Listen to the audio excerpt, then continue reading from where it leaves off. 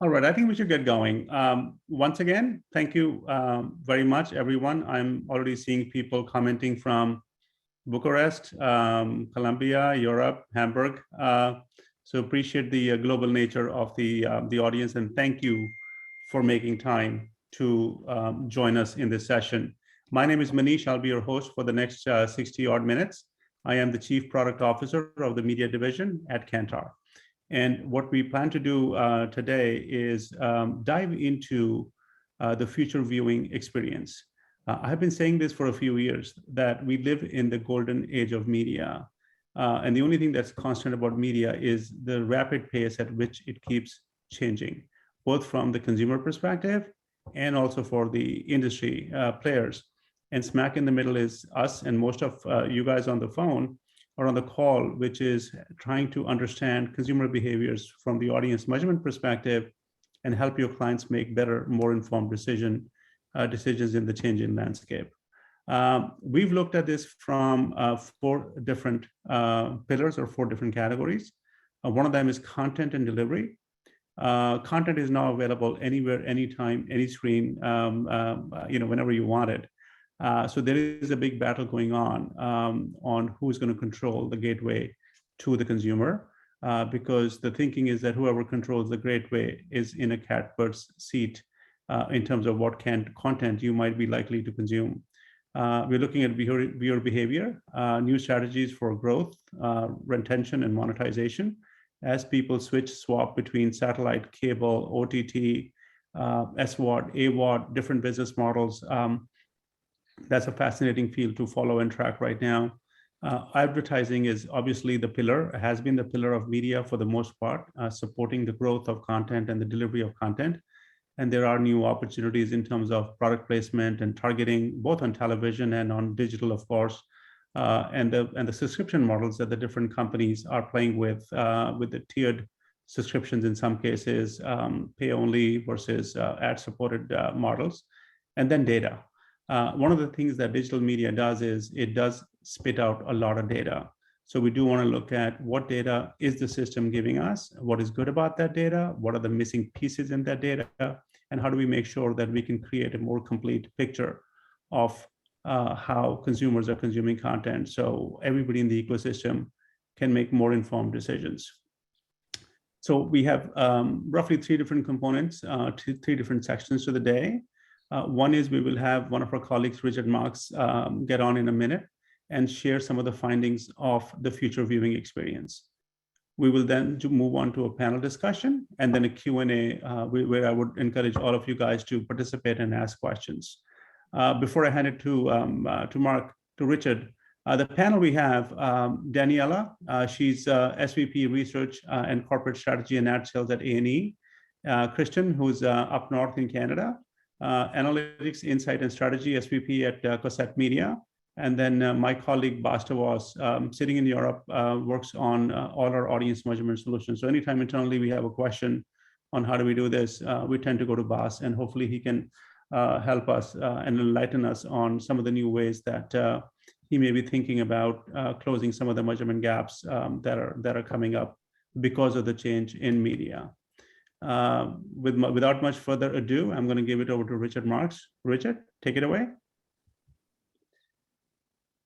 Great, thanks. I'm just sharing my screen so you can have proof that the presentation is live. This isn't a pre-record of the session that we did this morning for the Eastern time zones. Hi, I'm Richard Marks. I work for Research the Media. So we're an independent consultancy who were hired by Kantar to collaborate on this project to make sure that you were getting an independent view on what's going on. And as Manish was saying, the white paper that we've been working on has been organised into 4 sections with 4 hopefully tantalising headings that Manish has just shown.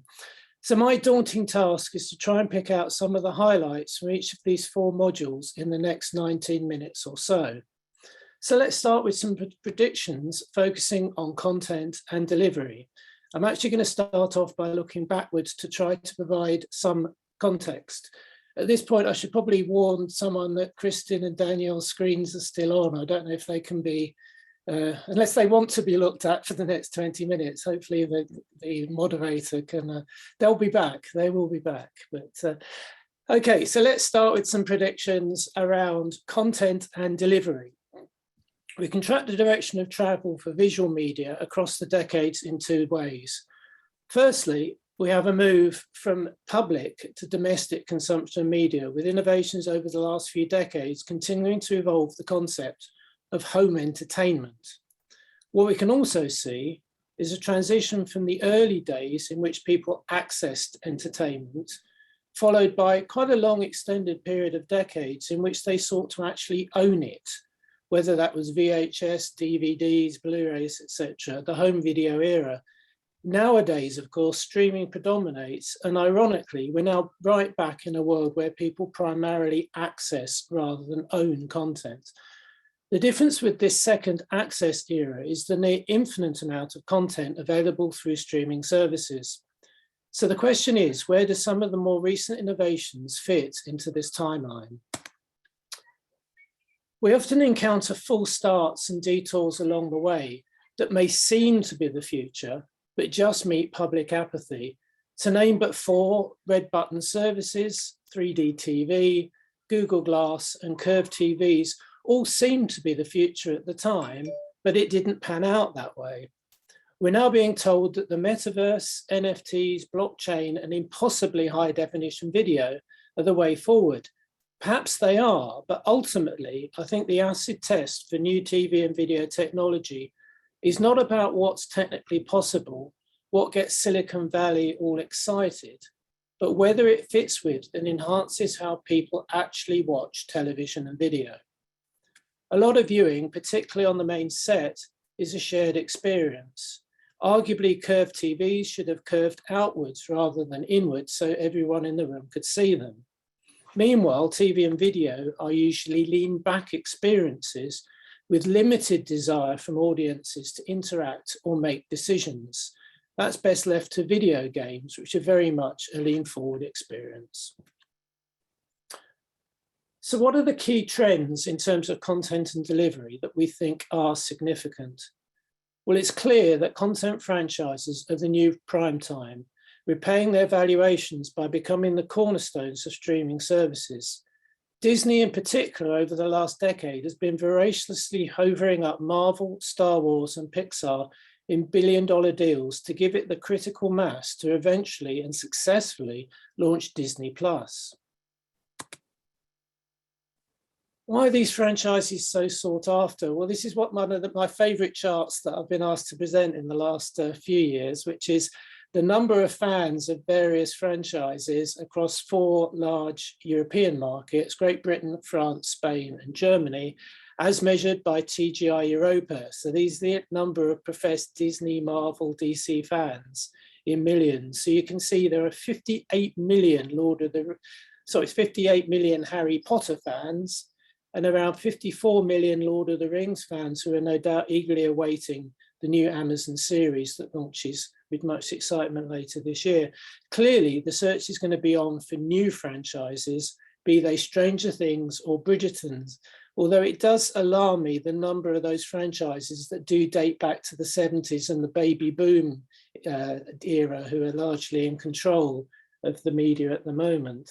A good example is Star Trek, and this year Paramount has no less than 5 different Star Trek series in production or on air, ensuring that that franchise is on their Paramount Plus subscription service most weeks of the year, and keeping Trekkies subscribing all year round, presumably. Now, some might argue that the challenge will be to not squeeze the intellectual property too hard and end up oversupplying the market. That danger of oversaturation may well lead viewers to search for new and fresh content, and it's important to challenge the idea that global content means, by definition, the English language content hubs. As entertainment analysts like Media and Mediometry Glance have highlighted, the rise of local to global success stories, as opposed to just global to local, is an increasing phenomenon as global players can provide an easy platform for breakout hits. The incredible success of Squid Game, for example, makes even more sense if you take into account the global influence of K-pop and of Korean design and aesthetics in video games. Local and non-English language content can find a global fan base, as shows like Lupin, Money Heist, and Dark all demonstrate. The ease of global distribution makes niche content scalable and potentially lucrative. There's growing demand for the new and the unexplored, and a significant increase at the moment in global platforms commissioning local language programming, both for local markets and potential global distribution.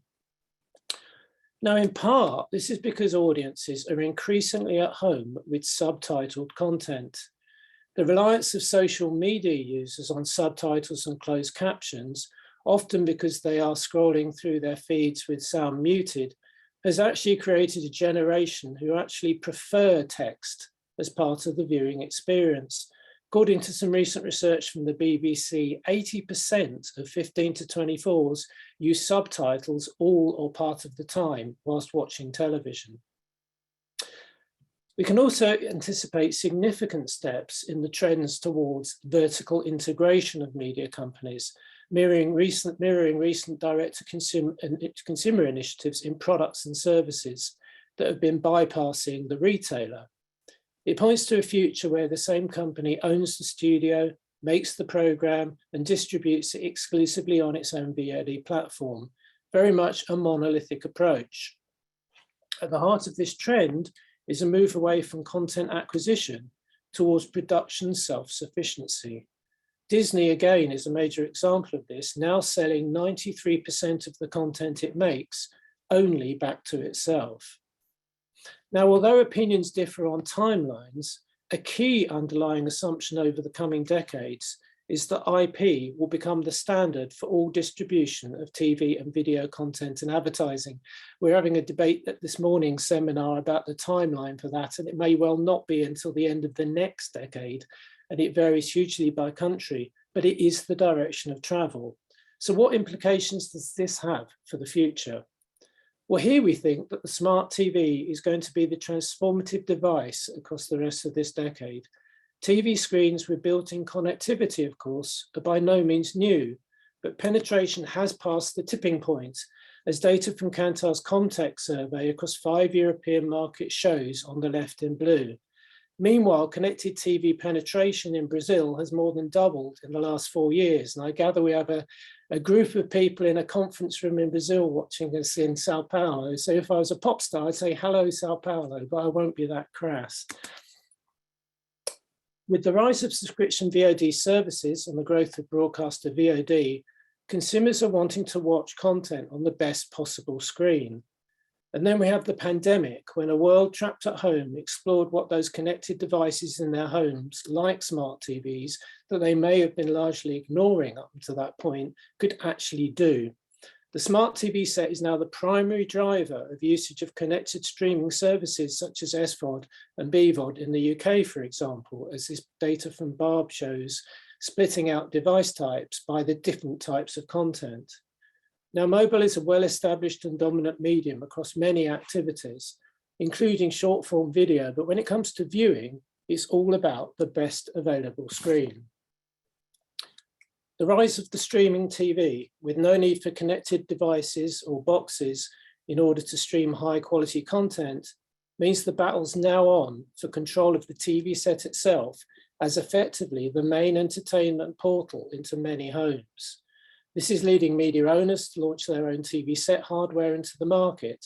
Sky with Sky Glass and Amazon with Amazon Fire TV Omni, just two of them. Now, smart TVs also present potentially game-changing opportunities for the targeting of advertising, as they are effectively a closed ecosystem.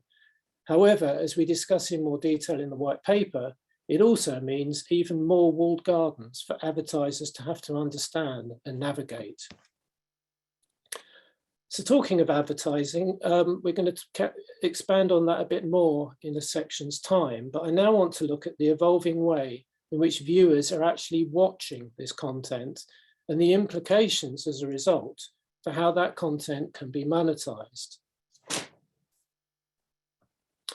think that the winners in the platform wars will be those that strike the right blend between linear and VOD. The VOD space is an absolutely fascinating area at the moment.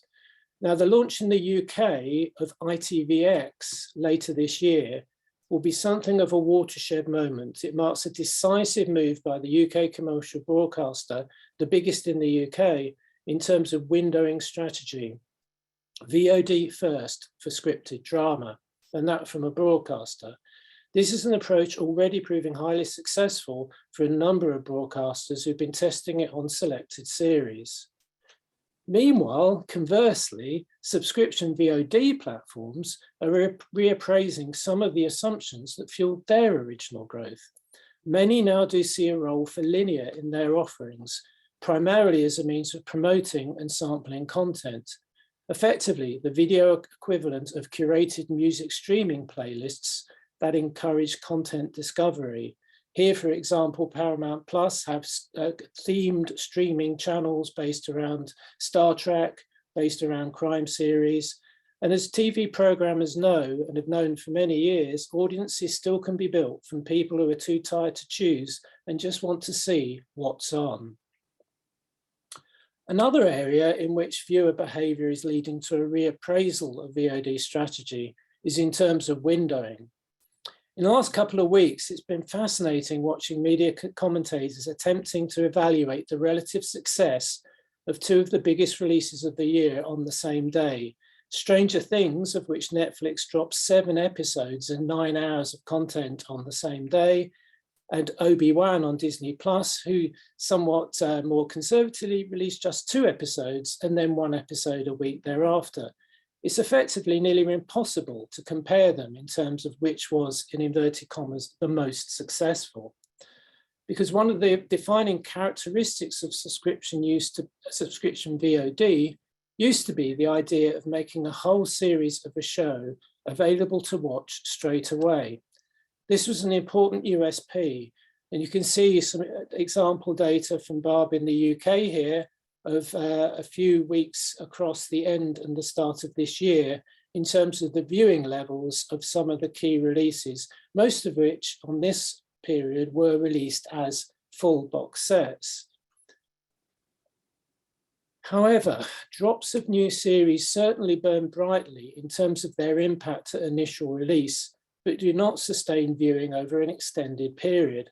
Afterlife is a huge hit for Netflix, claimed by them to be the biggest comedy in the world at the moment, but most of the viewing to the most recent series of 6 episodes was over within about 8 or 9 days. As a result, Paramount Plus, Disney Plus, Prime Video, and Apple TV now regularly use weekly release strategies for their flagship originals. This allows more time for buzz to build around episodes and series. Weekly episode drops build discussion about the program and potentially keep subscribers on board longer, lengthening subscription revenue. When it comes to strategies for monetizing content, well, please forgive the pun, because arguably the future will end in tears. Subscription services are facing a battle for the share of consumer wallets, fueled by concerns that the market is becoming saturated and that demands on viewers' time and pockets just can't endure. Although the pandemic was a major shot in the arm for SVOD services, how many subscriptions can one household afford before ad-funded services appear more attractive? Arguably, the Netflix announcement about an ad-supported tier was inevitable.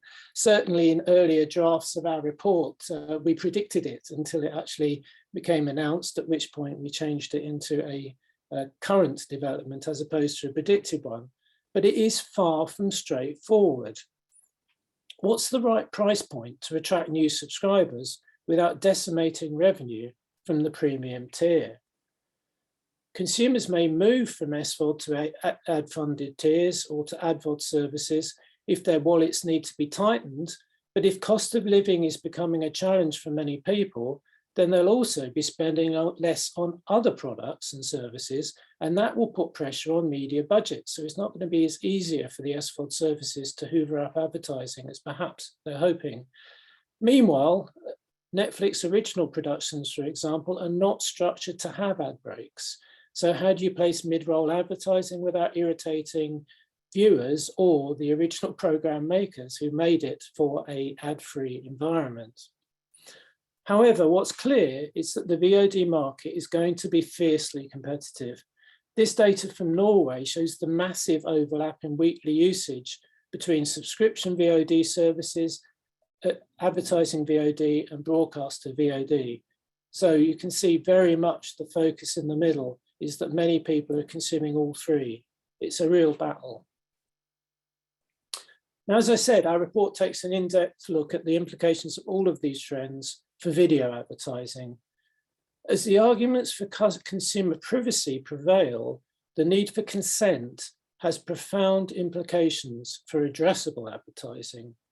Initial assumptions about the granularity of targeting that will be possible outside of the walled gardens are having to be reappraised. Smart TV offers great opportunities, but again, it's another series of walled gardens. In the longer term, we would anticipate as a result a move towards proxy-based targeting systems and contextual advertising.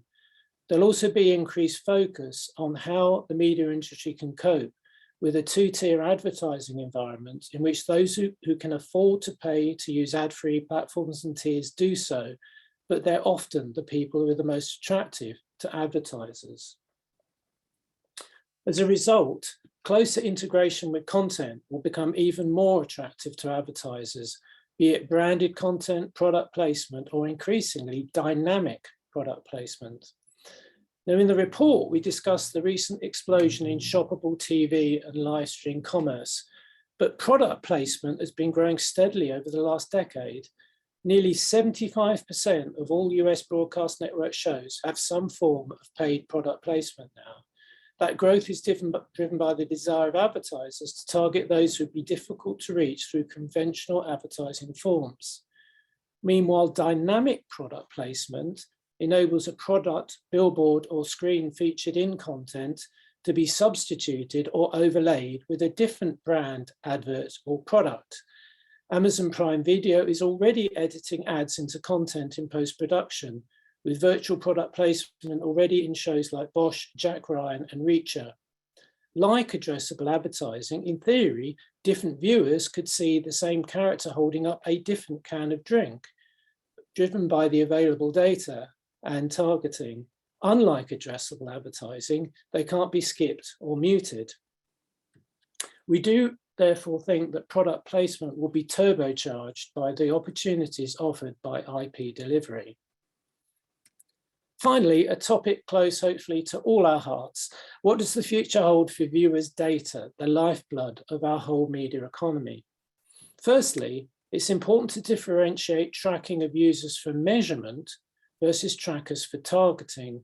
Most of legislators' privacy concerns over recent years have been about the latter. Tracking for first-party measurement of companies' own customers and users, if consented, largely remains legal and undisputed.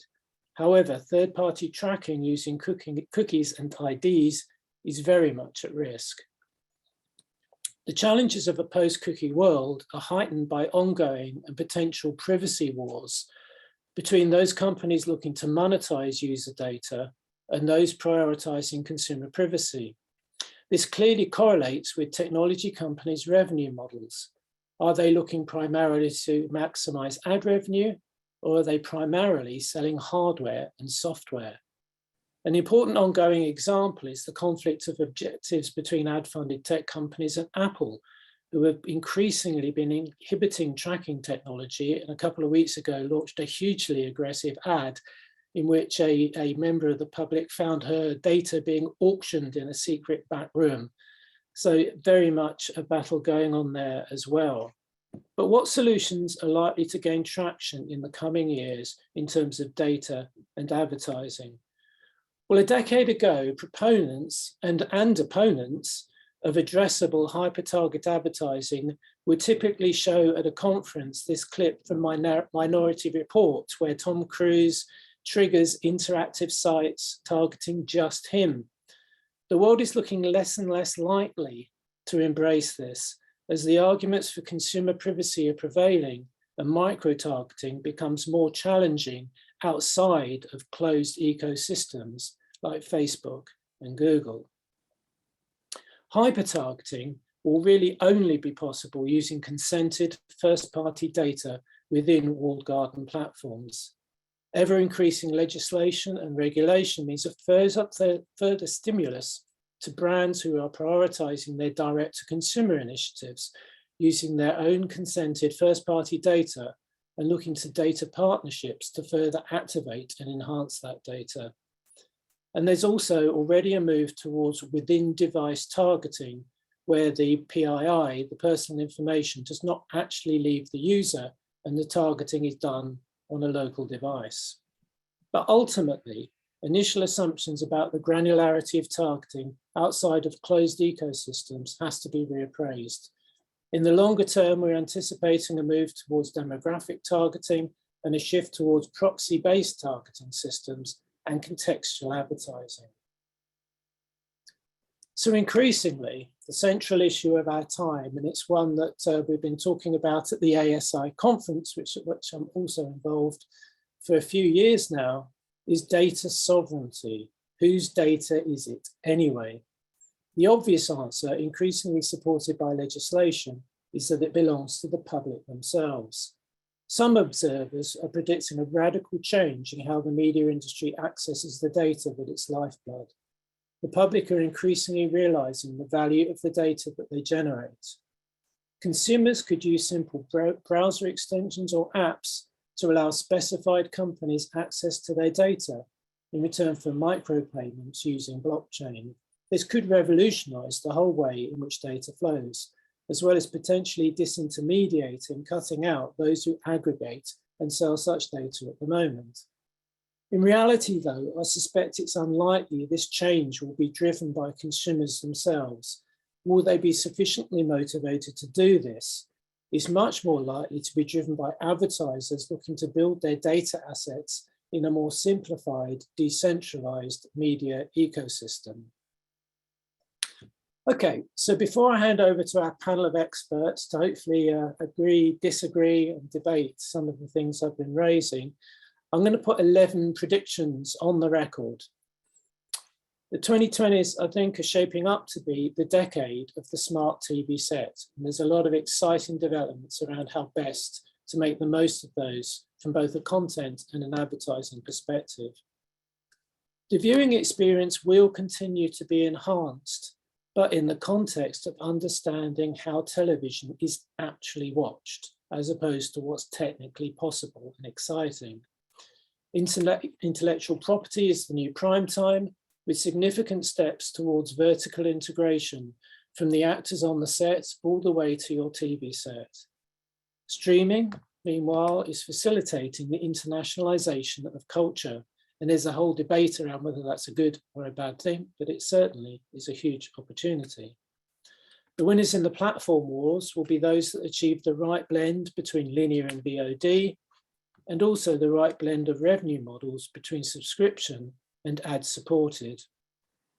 Related to this is the real danger of a two-tier advertising ecosystem in which those who can afford ad-free environments become even harder to reach. Related to that is that brands will continue to prioritize their direct-to-consumer initiatives, leveraging their first-party data and data partnerships.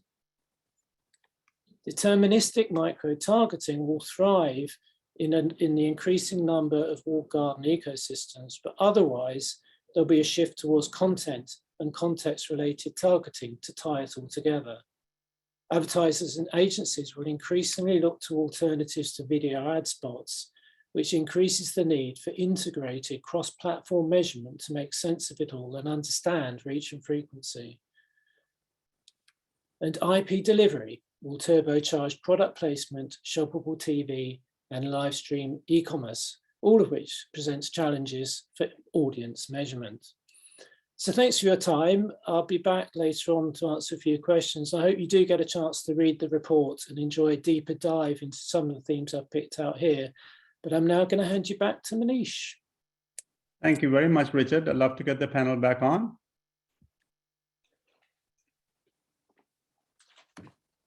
There we go. Thank you very, very much. Richard, before I go in, I was just curious. You had 11 predictions. Why not 10?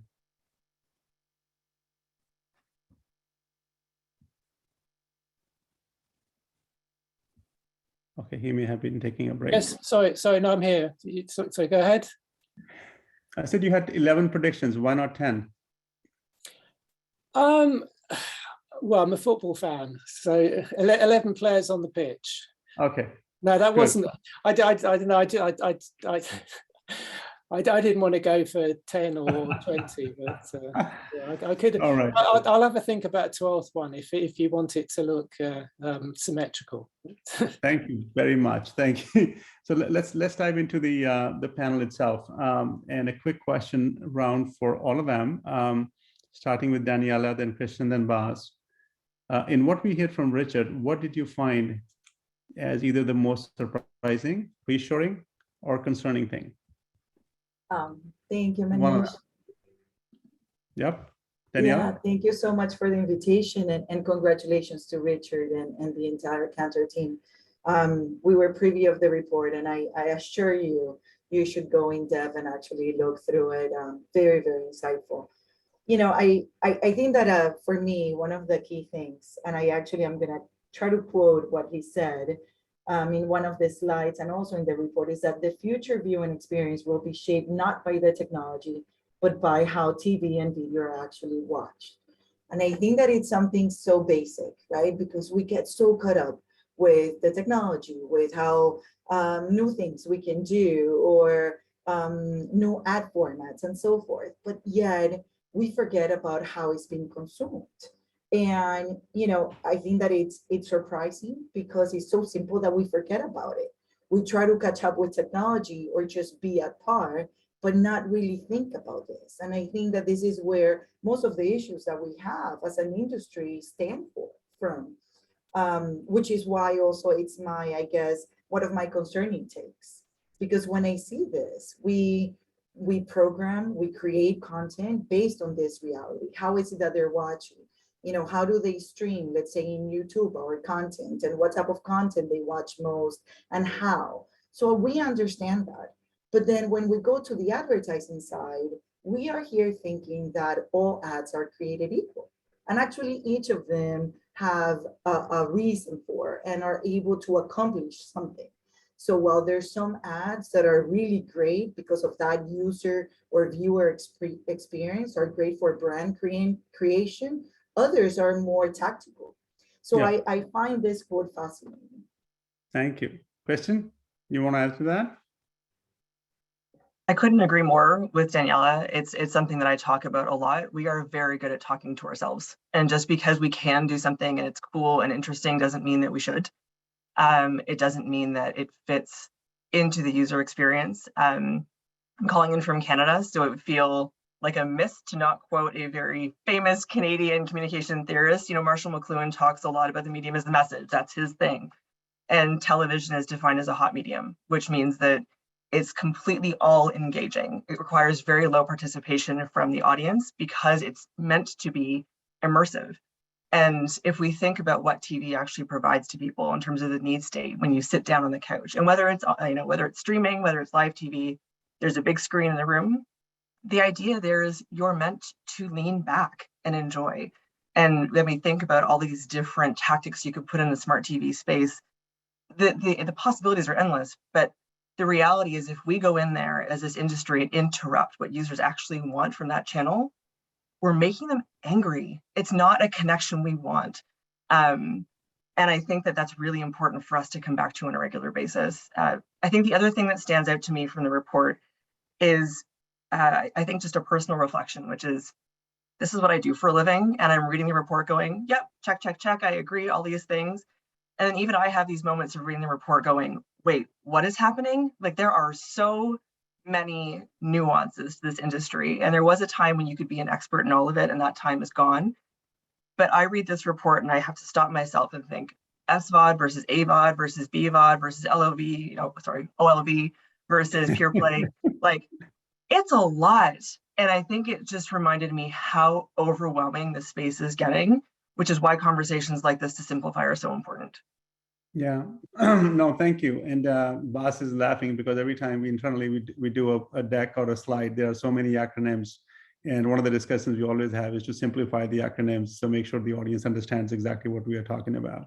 Bas, anything you may want to add in terms of what you may have found surprising? And yeah, maybe not per se surprising. I think for me, the greatest takeout of the report is that it has a cross section across gateway to the home, content ownership, content strategies, advertising, and data. Because we as an industry, in many cases, have been focusing on one of those elements, but they're so intertwined and becoming increasingly intertwined when it all becomes IP. I think this sort of report stresses the fact that we should have a consolidated or holistic view across the whole ecosystem, because you can't see one without looking at the other, in my view.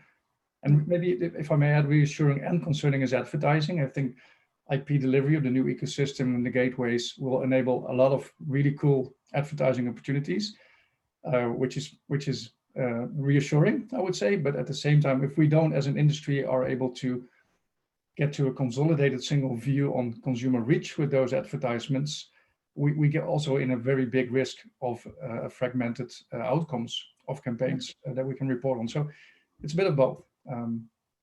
I think that's a fair point. I think Richard made a comment that the number of walled gardens are actually going up, not going down.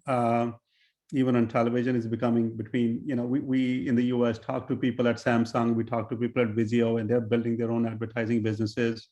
Then you end up with Hulu's and Amazon's and Netflix and all. So before you know it, there are at least 6, 7, 8 different portals of advertising on the television ecosystem. And that's even before you start pulling in the digital platforms like Meta and Google and all. So I think life is, along with the opportunities, I think things may be getting a little bit more complicated for all of us in trying to sort through this.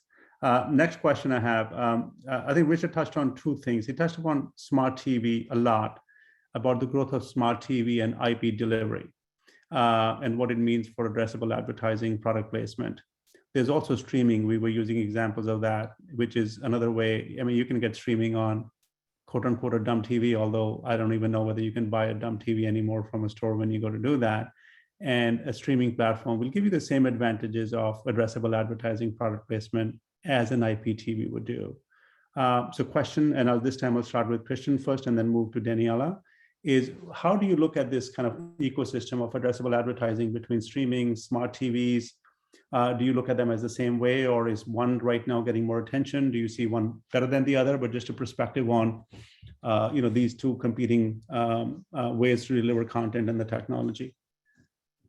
Yeah, there's a complicated question. And I think, Bas, you hit the nail on the head, which is what our clients are looking for, what they say they're looking for, is this unified, magical number that brings it all together and says, how many folks am I reaching across everything that I'm doing? I think the first thing we need to do right now, today, in my opinion anyway, is stop asking that question and ask ourselves a different one, which is, what do we actually want to know? I had a client say to me yesterday, I do not care how many impressions this campaign has. I don't care if it's 1, I don't care if it's 1 billion. I care how many bananas I sold, his words.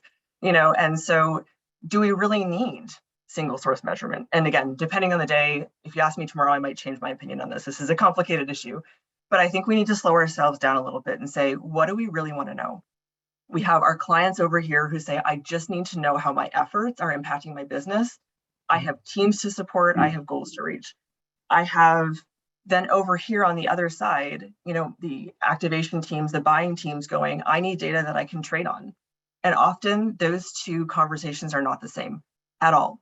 And one can be scalable, one may not be scalable. One is client specific, one may be one that goes, creates benchmarks and norms. But I will say more and more, my clients are less interested in category benchmarks or vertical benchmarks. They want to know how their business is doing. I've had a number of CMOs say to me, I don't care if a business like mine is performing this way, show me what mine is doing.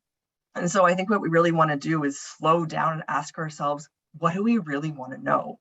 Yeah. And then start to think about measurement solutions that lean into that, because there is no silver bullet, at least not right now, and definitely not one that avoids that horrible minority report situation. Like, as a data person, there's a part of me that's like, oh my God, wouldn't it be great if we had like chips in everyone's eyeballs and we could, No, because I'm a human being too, and I don't want to live in that world. So what are the trade-offs we actually really want to make to get where we want to go? I think we live in a world we are very close to chips in eyeballs, where our smartphones are basically the tracking devices that can pinpoint exactly where we are at any given point in time. But well said, Daniela. From the now the sell side, from the A&E or network perspective, how do you guys view smart TV developments versus streaming, and what do you guys think about in terms of maximizing your audiences? Yeah, I mean, we think it is a great opportunity. You know, we've actually seen it. We went from being considered brands that were TV brands to now just media brands, you know, that stand across all the different platforms. If you think about our brands in Latin America, we're talking that out of the 600 million impressions that we deliver in a month, actually 75% of them, they're actually on digital platforms. So streaming is huge. And one of the key partners for us, for example, is YouTube, you know, and we have that partnership that has allowed us to do both, reach a younger audience that was not really watching the linear side. So we're talking Generation Z and millennials on that platform, while the Gen X is more into the linear traditional TV side. And also on the monetization, because now we find ourselves that we have additional revenue streams, one that comes from programmatic, additionally from our direct sales, because we're YouTube partners, so we can sell all of our media content. So, you know, we find it that it's an opportunity for us to actually reach all of the audiences.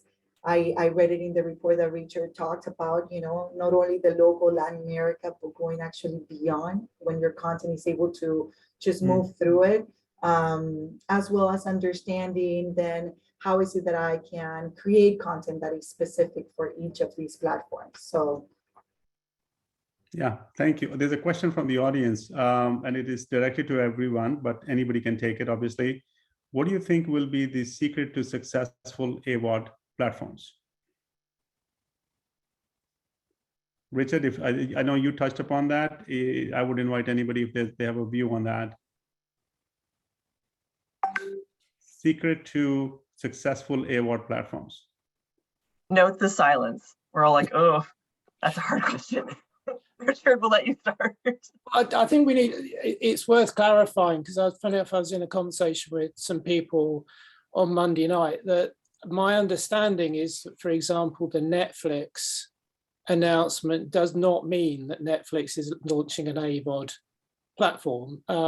We wondered whether we needed to coin the phrase HVOD, as in hybrid VOD, which would be where people have a combination of subscriptions and advertising. But the best we can understand is that there will be a cheaper version of Netflix subsidized by advertising, which, if you think about it, is effectively what pay TV has been doing for the last 40 years, with the odd exception like HBO. Most you know, if you watch ESPN, you're used to seeing advertising as well as paying your subscription fee. So that's not necessarily a new innovation. But I think the challenge for AVOD is really going to be in terms of premium content, in terms of having the content that people want to watch, as opposed to surfing around the Hollywood studios for series that the SVOD services didn't want or weren't willing to pay for. Because at the end of the day, it's the Obi-Wans and the Stranger Things that really are the disproportionately important programs. And pay TV have known this for years. I mean, The Simpsons' importance to Sky in the UK, for example, or Premier League, it's having those sort of front of house things that drive people in. And I'm not convinced at the moment AVOD has necessarily got, you know, name a big hit you can only watch on AVOD. I can't think of one, but I'm sure someone can. Thank you. I want to move on. You touched upon, Richard, and this will be a question for the panel, on shoppable TV and live stream e-commerce. And that has been talked about as TV's kind of next frontier. Is you should be watching a program, you know, you like somebody's dress, you click, you buy, you know, or you see the car, you click, you buy. I would love to know if the panel feels that technology is getting us closer to a world where people could actually do that. Daniela, maybe I want to start with you and then move to Kristen on that. Yeah, Manish, for sure. That is something that we currently offer our advertisers. We are, more and more, Kristen was talking about how the measurement is going from, just how many eyeballs to actual KPIs on conversion attribution. So more and more we're having to use these technologies like the QR codes, like other technologies that allow us to connect the different platforms to allow the users to get to the product or to get to that lead that the advertiser is actually after. It's something that as day progresses, you can say that we're talking to different connected TVs and to the different affiliates on the cable operator side to see how we can keep improving it. But it's a world that the user is already avid for it, they want it, they're ready. We see it in our audiences. Every time that we have a call to action, they're actually interacting and we're moving the audiences. So I think that we're there. It's just about keep improving it and keep leveraging other technologies as we advance in penetration in the market to offer it to our partners. And Christian, you did touch upon your clients asking you for kind of, how much product did I move or how many bananas did I sell? Is this kind of the world that would help you answer that question better for them? I think yes and no. I think that there's one of the challenges from the client side, I'm not sure if anybody else has experienced this, is we're asked often to be bold, be innovative, bring first to market opportunities to our brands. And then at the same time, they say, but make sure to prove to me that we're performing above benchmark. And I'm like, well, but we don't have a benchmark because this is brand new. So there's this constant struggle between I want to be first out there, but I also don't want to put myself on the line because stakes are high right now for everybody. So I think it really takes the right brand, the right opportunity to encourage our clients to want to engage with some of those pieces. And I think, excuse me, in a place like Canada too, just for context for everybody, we're 36 million people nationally. And I know for a lot of people on the call, that's like a neighborhood. So some of these big opportunities with smart TVs, they're there. Roughly 72% of Canadians have smart TVs now. If you think about what that means from scalability perspective, I think we really need to think about test and learns. Again, what are we trying to accomplish and not developing all of this just because we can? Is this actually the best way to put our brand out there, put our products out there? Is it worth the money? Is it worth the investment? Or are there things that are right in front of us that are great that we just haven't actually properly explored because they're not new and sexy anymore? So I think there's lots of cool stuff to do on smart TVs for sure. Let's be thoughtful about how we move forward. It's very fascinating. As I'm listening to you guys, I was reminded of the old home shopping network where you could still buy stuff from TV. You just watch a channel and they keep showing you the product and you pick up the phone and you call them rather than clicking or something. It was not as sexy. It wasn't as interactive, but it was much simpler than the world we are entering right now. There's still one in Canada, the shopping channel. Still one here too, maybe two of them. I don't know. Now, there's a question that has come up twice, and let me see if I can make sense of this one. What do you think is the best strategy to connect with micro targets using B2B platforms / new tech app? I'm assuming what this means is, you want to reach kind of obviously targeted audiences using B2B platforms. Could be Sky, could be any of these platforms, or new tech app. Would that be a Netflix? I'm not sure. Nia, you asked this question twice, so I know you want to get an answer. Would you mind if I can request you to give a little bit more clarification on what you might be looking for, unless somebody on the panel is clear on what the ask is and it wants to answer it. But I can give it another minute. We go to another question, then come back if you get more time. Yeah. Again, I think I highlighted consent. And I know I was at a conference recently where I think Bas adapted a popular phrase, content is king, to be consent is king, but that's got to be the key to it. And I think that although at a general level, I talked about a move to more towards contextual and contextual targeting within the walled gardens, and I'm not using a walled garden as pejorative in the sense of advertising, because the opportunities of a walled garden are that everyone in that environment has given their consent, you know what they're doing, and you can adapt and target them in a very specific way, far beyond just general interest or whatever. I mean, you see it on Facebook at an uncanny level when you have a conversation about something and lo and behold, that product turns up in your feed. So I think there are huge opportunities within those. The challenge, as ever, is to connect those together. If you are wanting to do that across multiple walled gardens, what do you end up with? And I think Kristen makes a vital point there that it's about the end product of what you achieve, because trying to tie all those together in a media research way is hugely challenging, I think. And it's going to be fascinating to see how initiatives like the ANA and Origin get on in doing that, and whether they do move beyond exposure to actual outcomes, as some of their supporters are hoping. But at the moment, it's I think the real challenge is to how to tie different walled gardens together to actually create a park, that you can actually play in and understand what's going on. I think that's getting harder, not easier. I love your analogy. Gardens, connecting the gardens to go to parks. That's fascinating. Just like the future will be in tiers. I do have a question, Bas, if you want to hang around. This is a question that I think you and I need to pay very special attention to. It's more for Daniela and Christian, is what would be the biggest game changer from your perspective in audience measurement? Because I've heard two things, and we hear that all the time. We hear the fact that some clients may say, I just need to know how many bananas I sold, which requires a very different solution set to answer that question. Or somebody says, I need to connect the walled gardens into a park that I can go play in, because I really need to understand across all of them, and it's becoming harder for me. Does the future involve both those kinds of solutions? Or how do you guys look at what kind of measurement tools you feel you'll need in the next few years? Daniela, do you want to start?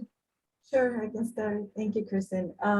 We actually, at the moment, we need both. We have advertisers that are looking for the traditional KPIs in which they want to know their total audience. And they want to know their eyeballs, the total reach, deduplicated across platforms.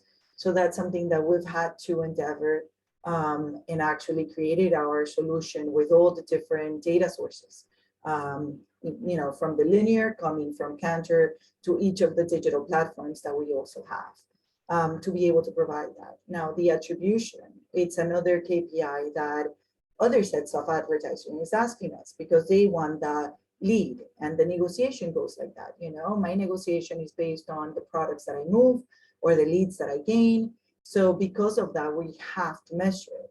So there are different ways in which we're having to work with providers to come and bring all of this data together. But at the same time, we have to work with the advertisers that are the ones that finally hold the consumption data in certain categories to actually give us that complete view.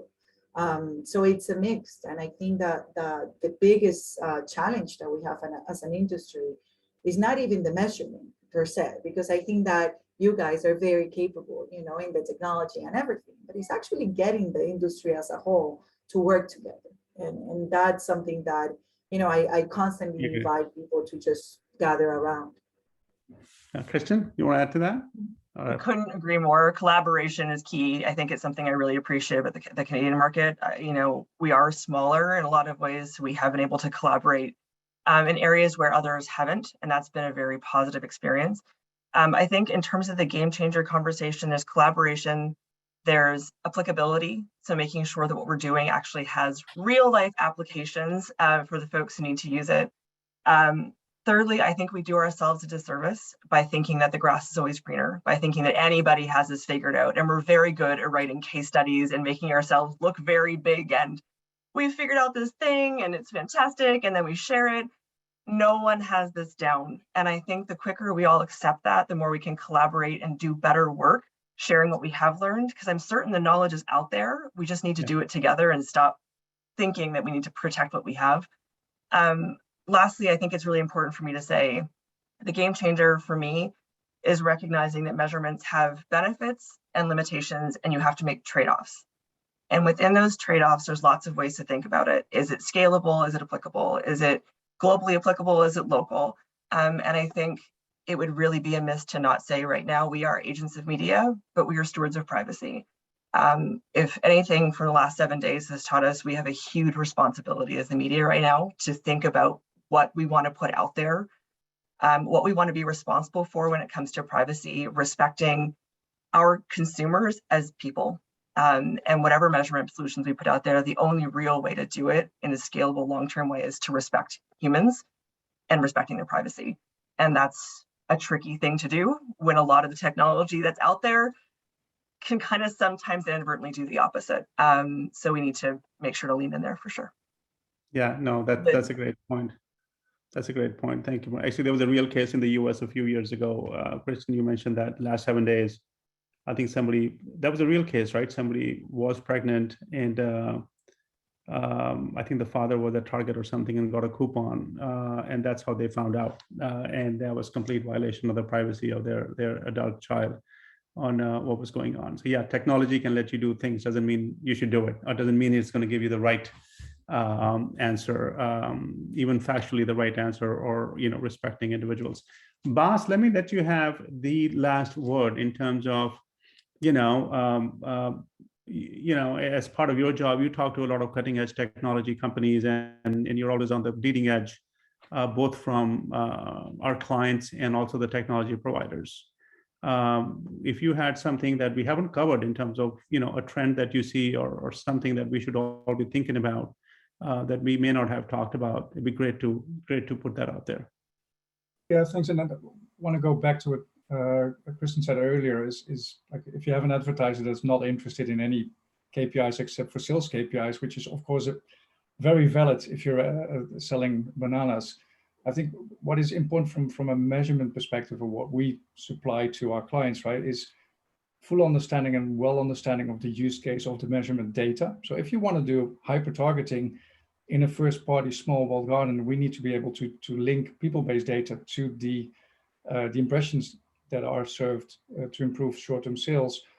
If you're talking about advertisers that want to focus on brand building or brand equity or whatever, you probably need a different outcome across multiple outlets that you use as an advertiser to assess the value and return on investment from them.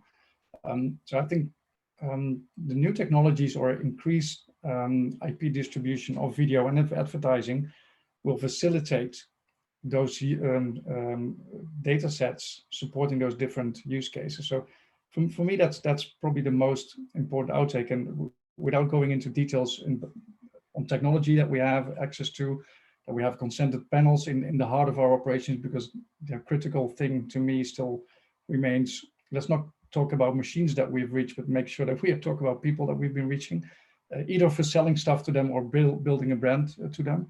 And I think there's a lot of new opportunities that will come in our reach by having more IP distribution to be included in all these measurement solutions that we provide. Well, thank you very, very much. Appreciate everybody's time. I want to be respectful of the participants' time. I think we're at the top of the hour.